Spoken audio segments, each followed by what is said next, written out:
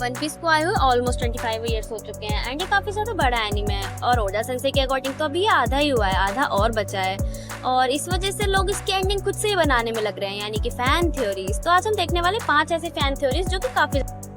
So let's begin. Number 1, one piece क्या एक साके है?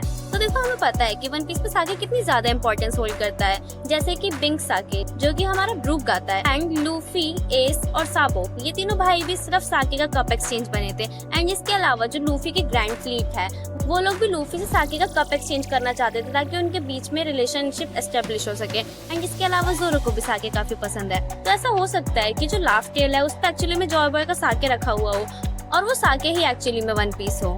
नंबर 2, क्या लूफी को शैंक्स से लड़ाई करनी पड़ेगी? तो देखो ये कहने के 3 मेन रीजन है। सबसे पहला स्ट्रॉ हैट। तो ऐसा हो सकता है कि जब लूफी जो स्ट्रॉ हैट है उसको शैंक्स को वापस करने जाए तो मे बी शैंक्स ये देखना चाहता हो कि क्या लूफी स्ट्रॉ हैट के वर्दी था भी या नहीं एंड इसकी वजह से उनके बीच में लड़ाई हो जाए, जिसके बाद मे बी लूफी जीत जाए एंड वो ये प्रूव कर दे कि हाँ वो वर्दी था।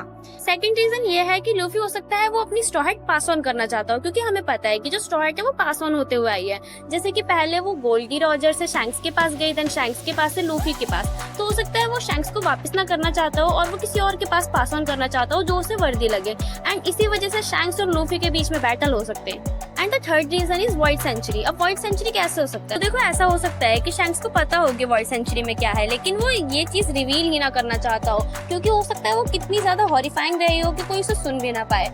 तो इसलिए अब वॉइड सेंचुरी के बारे में जानने के लिए पोनेग्लिफ्स इकट्ठे करने पड़ेंगे एंड हमें पता है कि वॉइड सेंचुरी के बारे में जानना कौन चाहता है, वो है रॉबिन। रॉबिन को जानना है कि वॉइड सेंचुरी में आखिर क्या हुआ था एंड जिसके ऊपर वो वर्क भी कर रही है। तो मे भी इस बात के पीछे लूफी और शैंक्स की कॉन्फ्लिक्ट हो जाए and they and up fighting each other. Third, ancient weapons आने वाले हैं क्या?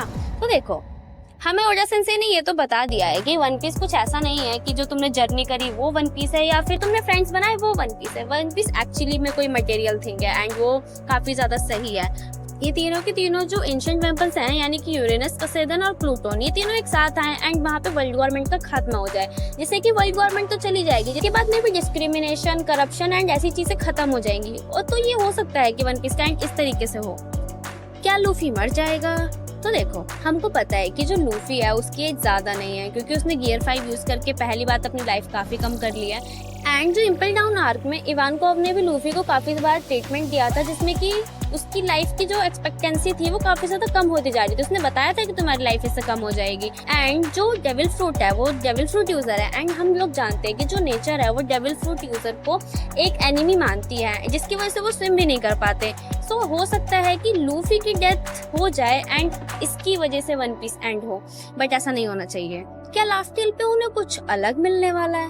देखो वन पीस को रीच करने के लिए लाफ टेल पे जाना पड़ेगा और हो सकता है जो वन पीस है वो एक्चुअली में एमरल्ड सिटी है, जहाँ पे उन्हें एमरल्ड्स तो मिलेंगे ही मिलेंगे। उनको सोना, चांदी, हीरे, जवाहरात, जो भी नामी को चाहिए वो सब कुछ मिल जाएगा एंड इसके अलावा वहाँ पे उन्हें वॉइड सेंचुरी का सच भी पता चल जाएगा और जो वर्ल्ड गवर्नमेंट ने काले कारनामे किए ना उसके बारे में भी सब कुछ रिवील हो जाएगा।